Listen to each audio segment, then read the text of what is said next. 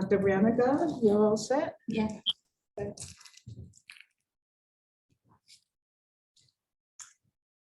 Good afternoon, everyone.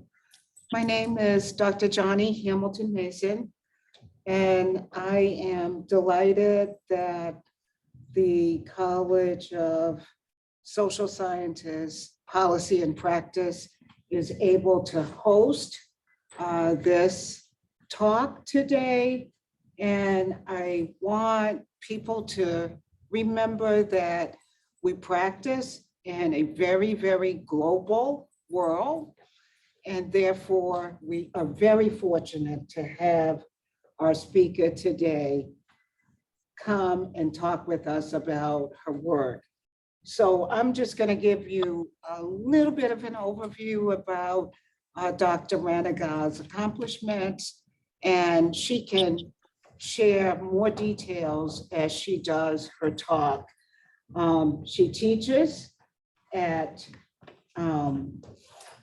social policy and integrated social and community development at the Department of Social Work and Community Development at the University of Johannesburg. And she arrived in the United States on Monday. And we're fortunate that she has been touring the campus and talking with faculty and understanding how we teach social policy and social welfare courses in the United States. Her accomplishments are many. She's the recipient of the National Association of South African Education Institute's Young Up and Coming Award. She's a researcher, and she also got this award at the KwaZulu-Natal Award for Outstanding Contributions to the School of Applied Human Services in the College of Humanities. And if that's not enough, Dr. Ranaga has published numerous publications related to social policy, related to the feminization of poverty and the economic conditions of women in South Africa, as well as a range of other things. She serves on a number of publication journals that are international journals related to social policy and social work.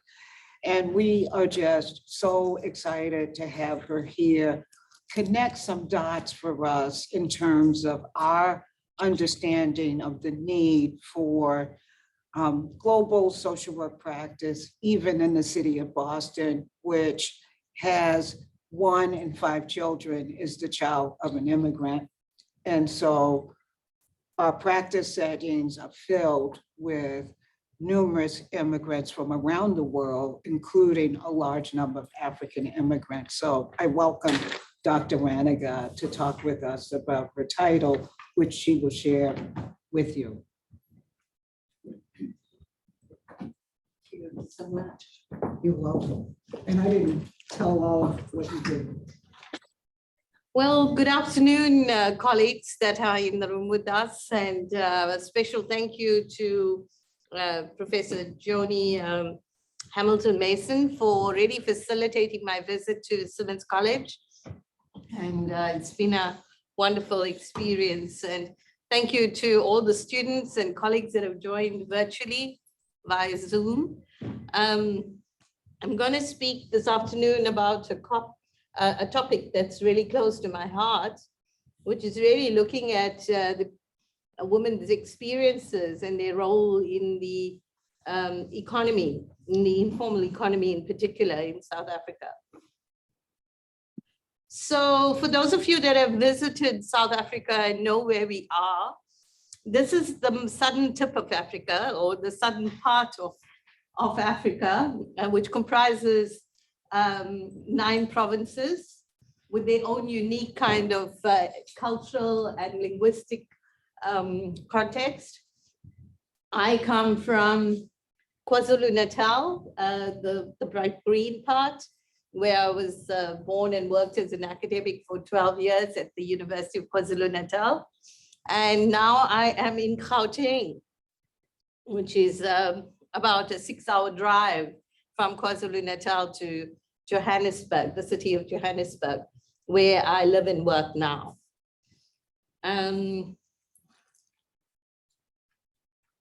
So you would have known that South Africa has a very unique history. In fact, tomorrow, the 27th of April, we celebrate 29 years of our democracy. But it's really sad and unfortunate that we come from a history of repression or oppression, which really comprised 300 years of colonialism prior to the apartheid nationalist government, which came into power in 1948. So a combination of political and economic legislation purposely stripped people of color who are not white of access to quality education, gainful employment, and repressed really any access to quality education and entrepreneurial opportunity. The Group Areas Act of 1950 controlled where Black people would live, what they could own, and what work they could do. The Land Act in particular of 1913 removed any property rights of non-whites in the country, controlled, as I said, the residential areas, and used taxation as a means of forcing people to find paid work, more so in the mines. It resulted in the removal of millions of people from their land, the disintegration of the family system, and displacement of Black African people into native reserves, which was known as Bantustans. This combined with the migrant labor system resulted in destroying the social, cultural, and economic fabric of millions of South Africans, and the effects are still felt 29 years into our democracy. So currently we have a population of 61 million people. And following the first democratic elections as I said, on the 27th of April, 1994, South Africa experienced a shift from the apartheid legislative system to a democratic egalitarian society, a shift which took place in the context of neoliberal economic globalization, as a paradox, if I may add. Among the structural injustices inherited from the apartheid system, really poverty generally, and unemployment and inequality is prominent. But my work as a social worker is really focused on the feminization of poverty.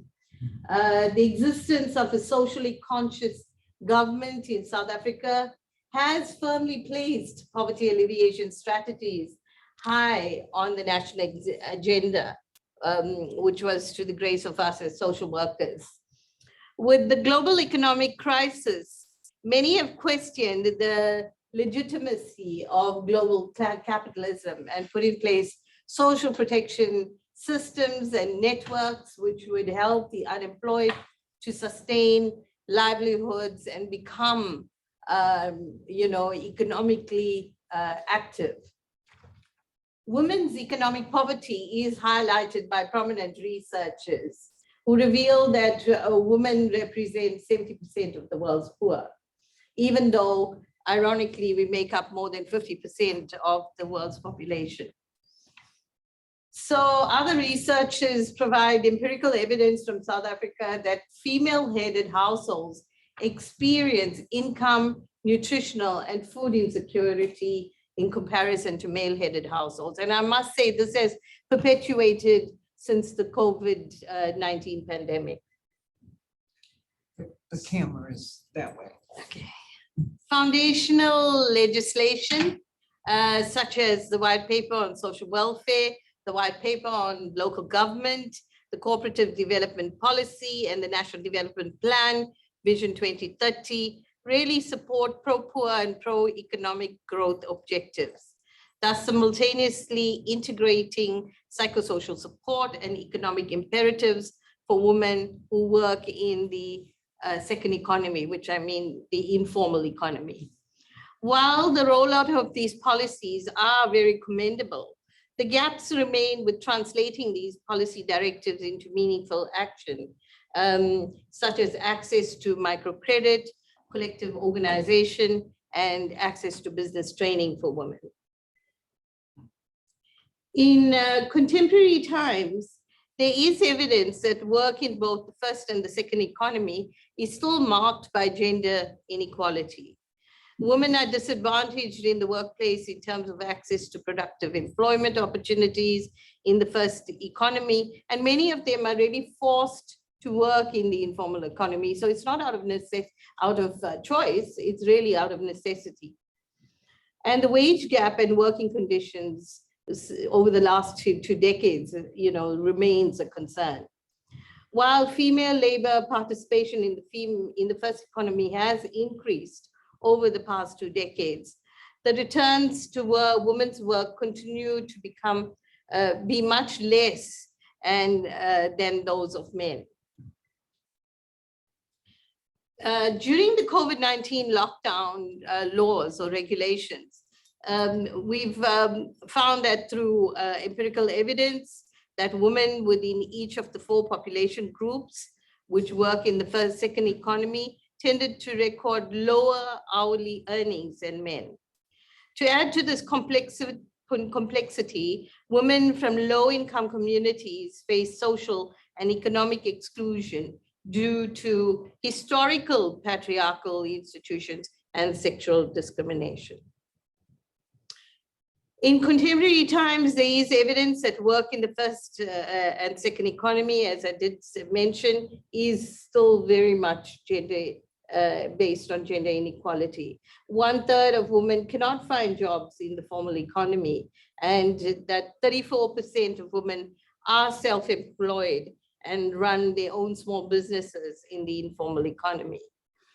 So other prominent researchers, and I completely agree with their arguments, that neoliberal globalization has perpetuated the plight of women who work as informal traders in the informal economy and who continue to suffer from discrimination inherent from social structural adjustment programs. Taking into account the COVID-19 health crisis in sub-Saharan Africa, 8 out of 10 women workers who work as self-employed traders are considered to be at risk and in vulnerable positions. Women remain in precarious jobs as they do not have access to pension benefits, to labor protection, and obviously are open to exploitation by having no formal contracts with their employers. So the reason for women remaining income and food insecure is primarily as a result of their relationship with the labor market in the local and global economy. The increasing feminization of South African labor market with women's share of the labor force has grown from 41% in 2015 to about almost 50% in 2020. This feminization has entailed an increase in sexual division of labor alongside a large number of jobs accessed by women in first economy, as I said, paid menial jobs, low paid income, and which are unskilled and which mirrors those in the second economy and reinforces the real subordination of women in society. Despite the concerted efforts in terms of the international community to address gender inequality, and we've seen this over the years with the 1979 Convention of the Elimination of All Forms of Discrimination Against Women, the 1980 Second World Conference on Women, the 1993 UN Declaration on the Elimination of Violence Against Women, the 1995 Beijing Conference, and the Global Commission on the Future of Work. These, the dominant patriarchal norms continue to prevail, and women are still perceived as subordinate and do not make a valuable contribution to the labor market, both in the formal and in the informal economy, I'd like to add. Little attention has been paid by policymakers to the devastating impact of COVID-19 pandemic which has pushed women to real further margins of society and excluded them from entering the first economy and sustaining livelihoods in the second economy. So it's really gotten a lot more worse since the pandemic. The South African National Strategic Plan of the Department of Social Development acknowledges that the mechanisms employed to catalyze and support women who work as informal traders are poorly designed and targeted, which remains a challenge for gender mainstreaming. Evidently, these leading policy statements, which are high on the Department of Social Development's agenda, really translates into a reality. You know, there's more of a rhetoric and a talk shop about what services are needed and transformative programs, but there's no real commitment in terms of budgets and resources to make that a reality. So I'd like to focus now on some of the research that I've been involved in with women who are unemployed in low-income communities, particularly from the city of Johannesburg and the Limpopo province. I've used the lens of African feminism and its real connectedness to social work. So just to give you a bit of a conceptual understanding, African feminism really pays attention to the economic circumstances, the cultural histories, and the deep connection between race, class, and gender experiences, uniquely from an African perspective. So social workers deal daily with the complex dynamics that influence women's agency in relation to structural conditions in society. And African feminism in particular aims to dismantle patriarchy and notes that transformative change can be attained through unconditional respect, negotiation, and the absence of ego in relationships. Men are perceived as capable of transforming. Hear your comments, men are perceived as capable of transforming an unjust system that is part of the patriarchal social structure. So the focus of my work has really been on the economic experiences of single mothers who work in the informal economy. And it was really to raise their consciousness about the correlates between poverty, gender relations, and economic factors, which really has a profound impact on their daily private lives. So this study used feminist methodology to guide the research process. And we know, as I said earlier, that there's a very close conceptual connectedness between feminist social work and feminist methodology, because it's really taking an advocate role and being an activist for women's issues. The objective of my study was really to provide a platform for the women to share their life experiences while raising their political consciousness about how gender relations and the economy are connected to their poverty experiences. So there were two communities that I really worked in. One is called Makushane in rural Limpopo, and a low-income community called Ivory Park in Johannesburg, which is known as Gauteng. So both communities had high levels of unemployment and little access to health and social work services. A careful analysis of structural poverty and the ways in which livelihoods are shaped and mediated by the woman was taken into account throughout the research process. And I used snowball sampling to really purposely select the women who were running their own small businesses in the informal sector. And there were 8 women that participated from each of the communities. So I had a total of 16 single mother households. I conducted 2 in-depth interviews with each of the women so that they could share their life histories and their stories, which really talked about their roles of working in the informal economy as an informal trader, while living in a low-income community, and the kind of profound impact this had on their own coping strategies and their life choices. As a feminist researcher, I was acutely aware that valuing the local processes, valuing the indigenous knowledge systems, the local strengths, and creating a platform for the women to talk about their experiences was really integral to ensuring the trustworthiness of the data. So of the 16 women, we had 4 women who worked on contract in early childhood development centers. 3 worked as domestic workers. 1 was a cashier in a local food store, and 1 was a home-based worker. 7 were self-employed and were running their own businesses, really just selling fruit and vegetables on the street. All the women were between the ages of 27 to 43 and were sole income earners in their families. All the women were beneficiaries of state social grants, and all of them were really receiving, in particular, the child support grant. And running the business was really to supplement the kind of menial income they were getting from the cash transfers from the state every month.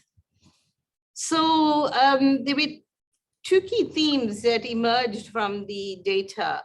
And the one I write about is on unequal contests on a discriminatory terrain. The women talked about experiencing a triple jeopardy as they were expected to work up to 7 hours a day to ensure that the needs of the children who were mainly going to school were met, while trying to keep up with their domestic responsibilities. And as the triple jeopardy was really that they faced race, class, and gender jeopardy.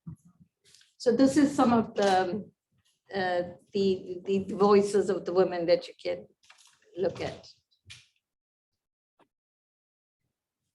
The second key theme that emerged from the data analysis was irregular household income. And despite African women's active involvement in the informal economy, gender inequalities are increased when there is fragmentary and irregular income in the household. And this was some of their own sentiments that they shared with me.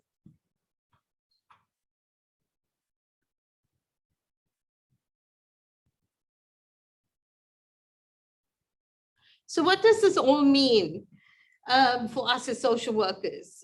Well, I really feel that it is important to take note of the stresses and the concerns and the strains that women encounter daily as single mothers, as this is really very closely connected to structural poverty, economic relations, and just by virtue of their roles as women in the informal economy.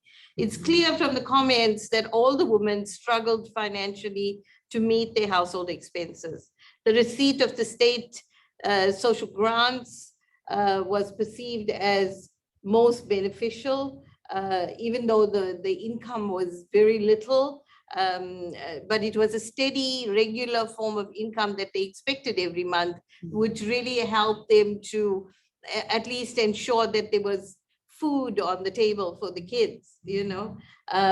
So the women had increased consciousness about the economic exclusion in the first and those that worked in the second economy or the informal economy. And I think that's one of the greater contributions as feminist researchers, is that it's not just about providing the platform for thank you, Gary. To really just understand their own roles in a research process, but more importantly, it's giving them a safe platform to really raise their consciousness and to really engage with transformative action.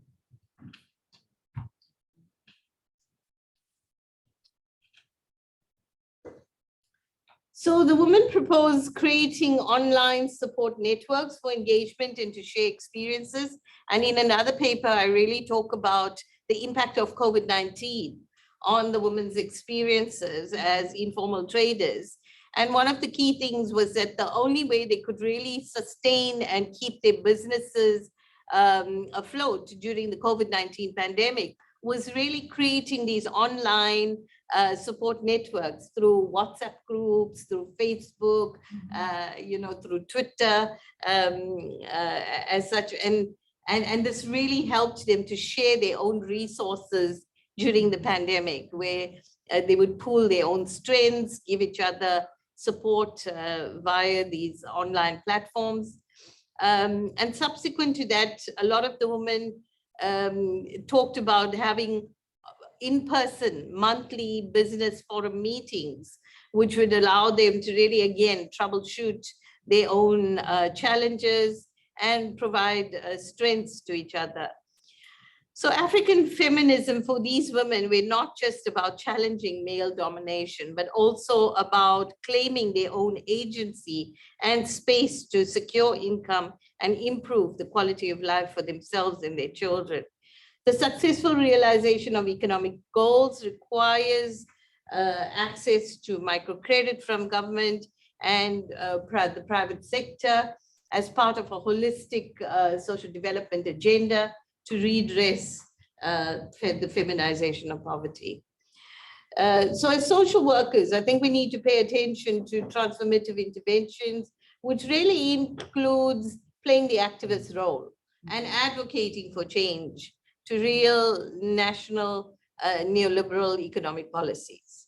The establishment of childcare facilities to support women who work in the informal economy is necessary. Ongoing business training and marketing skills for women who are self-employed entrepreneurs is a must. Mobilizing women who are informal traders so that they themselves can get involved in advocacy and social action strategies and raise consciousness about their own lives and their economic circumstances. So thank you very much for listening to me.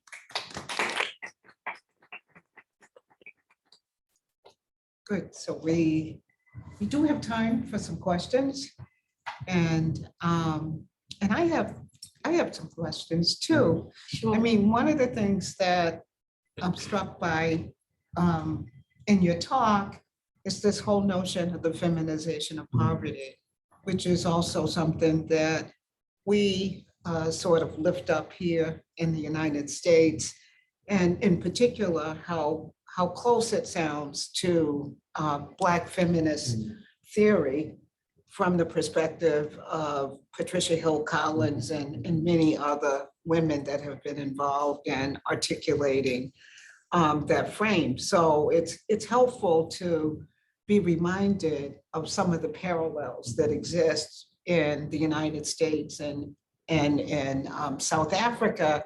And I'm particularly concerned or interested in hearing more about the informal economy, because so many of us visit other countries as tourists and go to the markets and buy the artwork and the crafts. That's considered an informal economy? Yes, correct. Is that now regulated by the government or? Well, it's a little bit of, well, thank you first for your comment. I think I fully agree with that. And women, I think, across the Africa continent have played an extremely profoundly valuable role in the informal economy. Yes.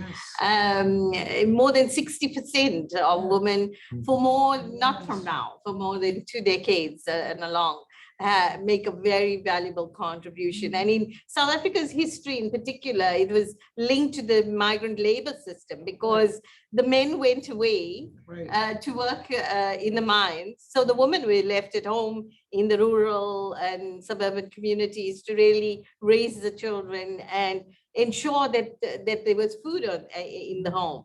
And that's why there's so much of agrarian and agricultural kind of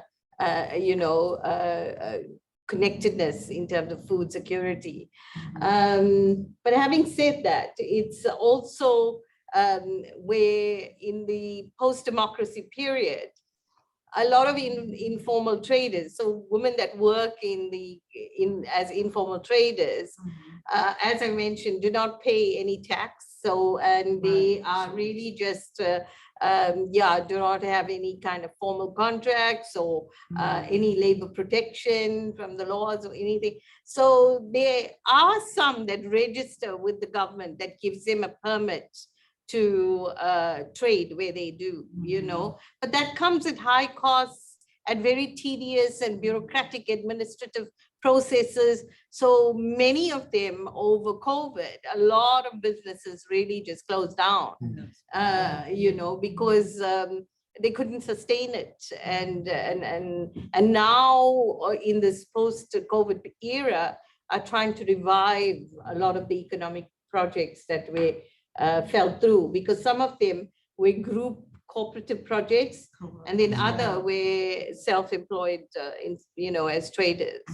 So that encompasses a lot of the informal economy, but also you would have seen from the profile of the women I presented, some of them were domestic workers, some worked on contract as early childhood development carers, were home-based carers, you know, or and so forth. So that kind of work is also considered, informal. I'm struck by, and thank you for the presentation. Yes. I'm struck by, as Dr. Hamilton Mason was, in thinking about Black feminism and African-centered feminism, and Wade Noble's work that I think in some ways delineates the Eurocentric worldview and an African-centered worldview. And I wonder if you could talk a little bit more about looking at African feminism broadly, but how that looks different based on race and racial polarity. So I can't imagine that one size fits all. No, definitely not. So in another paper, I kind of argue, Dr. Bailey, that you know, in the continent of Africa, every nation state is very unique in terms of its history, its culture, its languages, its you know, socioeconomic base, and so forth. So the one size fits all doesn't apply. And similarly, I argue with African feminism, we need to see it through that lens, that women's experiences within each African state is unique. It's very different. You know, and we have to profoundly respect that, that you know, we come, I've got friends in Nigeria and in Ghana and across even the provinces in South Africa. There is no one size fits all, you know, it's a unique experience. And I think we need to profoundly respect that. I like the work of the African feminist Obiama Nameka. And she's Nigerian, and she talks about nego feminism. So that's where the concept of no ego kind of is conceptualized, you know.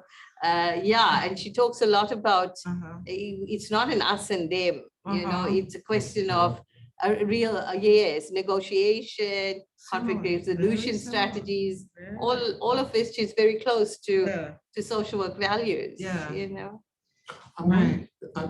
Just a follow-up question. Feminism, and I'm by no means an expert, but he's a feminist. I would describe myself. He's a I feminist. would describe myself that way. Yes. But I know that Black feminism in this country and white feminism have looked very different and had very different foci. That Black feminism was never about getting into the workplace, because Black women were always in the workplace. It was about creating space for Black men to be able to move up, about the community. It looked different. And I'm wondering, given the complexity of race in South Africa, given the complexity of race everywhere, how does it look there as well? So the way I perceive it is that I think there's a very close connect between African feminism, socialist feminism, and Black feminism. You know, there's a real connectedness. Because just by virtue of the statement to say I'm African, is a political statement. Mhm. And I would think it's the same when you say I'm a Black feminist, or an Yes. African feminist, or a socialist feminist. Right, The roots are there, The you roots know, are we there. share the roots. yeah.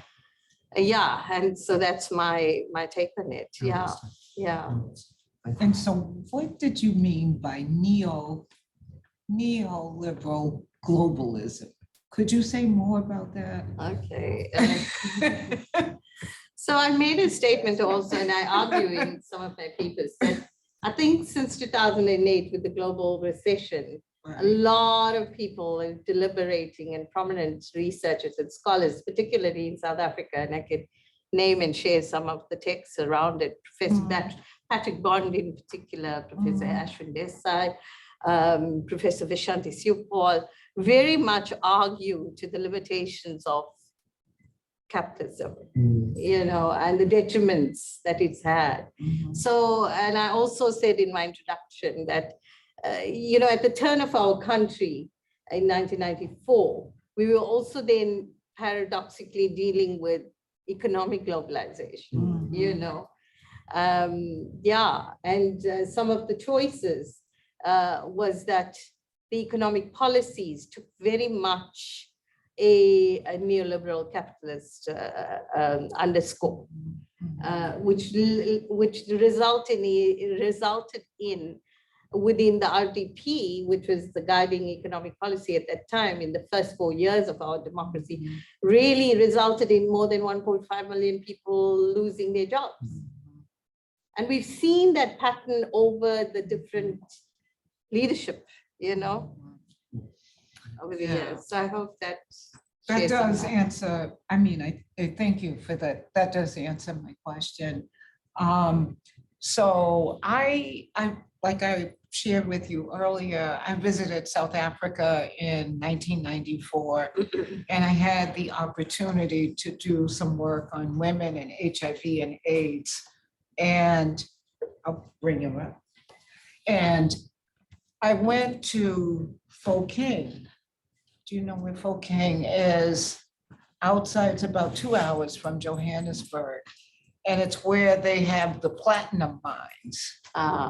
And Yeah. so when I was doing some consulting in Folkeng, I was struck by, it was one of the few communities, I think, in South Africa that retained control of the mines. So they had resources, they had money, but I did this talk in the town and there was an interpreter who was translating, and she was moderating my speech based on the men. The whole village came to the top on HIV and AIDS and how prevention, and that was in 1994.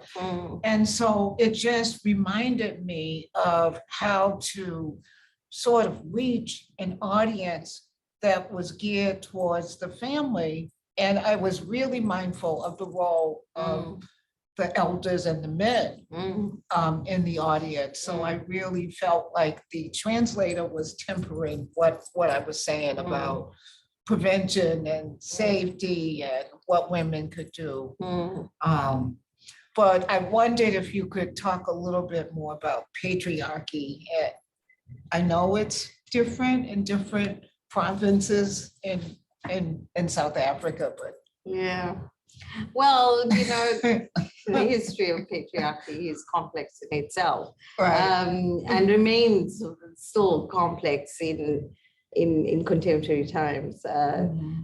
Yeah, so every day is a struggle for women. You know, every day is a struggle for everyone, I would say, because we must take into account also the LGBTQ plus community, you know, and human rights based on everybody's access to that. So one of the key things I'm really proud of as a South African is that we have about the best constitution in the world that founds, you know, creates the foundation for these rights within the Bill of Rights. Yeah, so I think it's a struggle for every woman, you know, in society, that you have to always be negotiating, standing your ground, being very, very profoundly aware of how gender inequality and gender discrimination exists on every facet.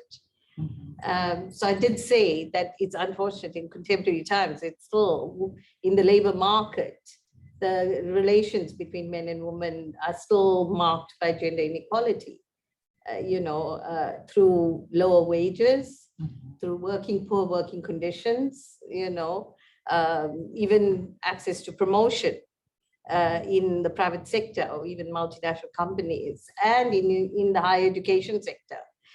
A lot of it is Not turning and changing. right. But the wheels are turning very slowly. Because I know from where I come in the University of Johannesburg, there's a very conscious effort by my dean in the Faculty of Humanities to really promote women, Black African women into professorship. And that the upward mobility for women is getting a lot better. Great. So there are conscious efforts in various sectors, but not all. Yeah, so I think it is still a struggle. Yes. Yes, it is here. Yes. I was just going to ask Charlie, are there questions from anyone here or any questions online? No chat? I don't think there's any in the chat, but if anybody would like to. Oh, somebody said, could you repeat the name of the Nigerian feminist who states, quote, no ego? Oh, okay. Obiama Nameka. So colleagues and students that are online, a lot of my presentation has been based on a paper that I have published, and I'm happy to let Dr. Hamilton Mason a copy of the paper so that you can have access to it.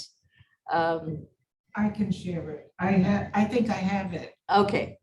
because Dr. Kudor Snell Oh, is it? contacted me, sent Okay. it to, I think he sent it to me. So you Did I can send it even to you? upload it onto Moodle. I have it. I think I have it. Okay, cool. Precarious employment. Yes, correct. Okay, yes. So I have a question. Thank you so much for your presentation. You made a statement that the women had this emerging kind of critical consciousness of their marginalization. Can you say a little bit about what their perceptions are, how they see that? Well, firstly, it was really great to run a multiple sessions with the women and so that I could intimately get to know them, and also more importantly, understand their various contexts. They were from two different provinces. So, and I said, their life experiences were very unique. So what touched me and was very profound was that they were sole income earners in their households. So these were single mothers. So the decision-making power with their children, with how the budget and the finances were used was all, it was their own sense of, they controlled that. And that sense of agency was very powerful for them, because it's very different in a two-person household, or even, none of the women I worked with were cohabiting, but I know in other studies or other work that I've done where women had a living partner, then it's about renegotiating the kind of, especially the management and the use of finances in the home. But here they felt really powerful because it was, they were, nobody challenged their decisions and they were sole income earners. So they had the, they could profoundly say how they would use the income that they received, or even decisions regarding their children's care, or, yeah. So that was me. All the responsibility, but all the control as well. Yeah, Yes. yeah. Thank you.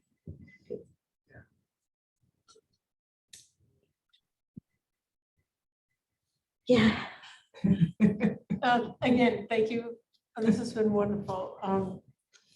As you look forward, I'm just sort of curious, what are your curiosities in the next couple of years in terms of your work? Okay, so recently, thank you for that lovely question. Since well, it started very much in 2014, and I can tell you some of my papers around that as well, is working with women in, as I say, running their own informal businesses, but also looking at livelihood strategies and how women really supplement menial income that they receive from the state. So looking at choices for community-based economic strategies. So I've done some work with women that work in group cooperatives, and then those that are running their businesses and tracking their kind of motivations to be an entrepreneur, what are their challenges, you know, and sustaining. So we recently published a paper around the impact of COVID on, as I said, women who are informal traders.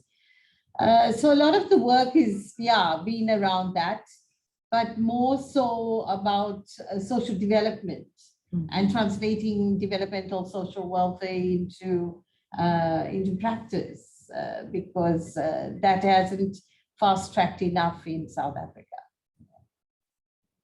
Because I get a sense, both from your enthusiasm, but also your presentation, you have subtly or very actively encouraged advocacy. And I just think that that's wonderful. Thank you very much for that affirmation. Thank you. And I sort of wondered, I was wondering if, okay, if when Dr. White asked about the consciousness raising, whether or not people started critiquing sort of the government or the structures, the real structures and people with all the power in charge, and really sort of addressing advocacy on that level. Well, with the women, we haven't gotten that far yet. Right. As I said, and I think the biggest challenge was because it was mainly survival mode in the last 2 years. And we've just, a colleague of mine, Dr. Mordem Tebu from UKZN, and I are doing some inter-province work from KwaZulu-Natal and Gauteng, looking at the same single mother households and the kind of survival strategies during COVID and so forth. And it was really, really sad to even see that mothers are going hungry with 1 meal a day so that they could feed their kids every day, you know, because the kind of contradictions of race, class, and gender that existed in contemporary South African society prior to the COVID-19 pandemic has perpetuated. So now it's a real, that's why I call it a precarious position that us as women, we find ourselves. Your final question. So we have a question in the chat. It says, recognizing the democratizing of Africa post-apartheid, can you speak to what degree, if at all, have women's lives improved or remained the same, and what could benefit the marginalized? Okay, thank you for that question. It's a very good question. You know, over the last, so women of all races, there has been some upward mobility within the social strata, right? But I must say, poor women that we work with, mass poor, are really still struggling for survival. And we've seen this not from now, there's empirical evidence over the last 2 decades, where, you know, Black African women in particular are still at the lower end of the social strata. And that needs to be consciously addressed, you know, at every level of society. I hope that answers your question.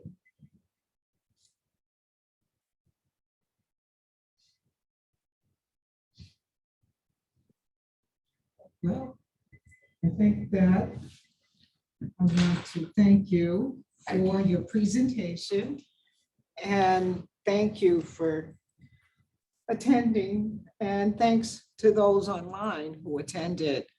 And I want to say that you may get some communications from our students because we have so many that are online, and we're going to share the recording with Sure. them as well as our on-ground students and faculty. So, and I will make sure that I pass on the article that you sent me Sure.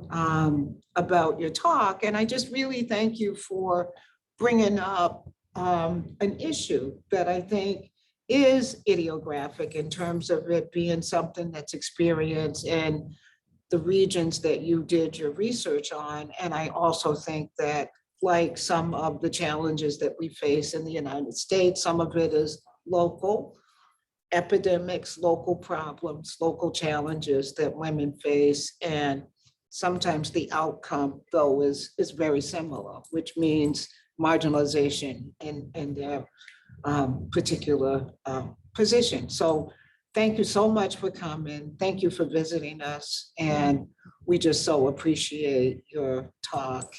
And that's. Thank you very much. Thank you to all the students and colleagues that have joined my talk this afternoon. I truly appreciate it. Thanks. Okay.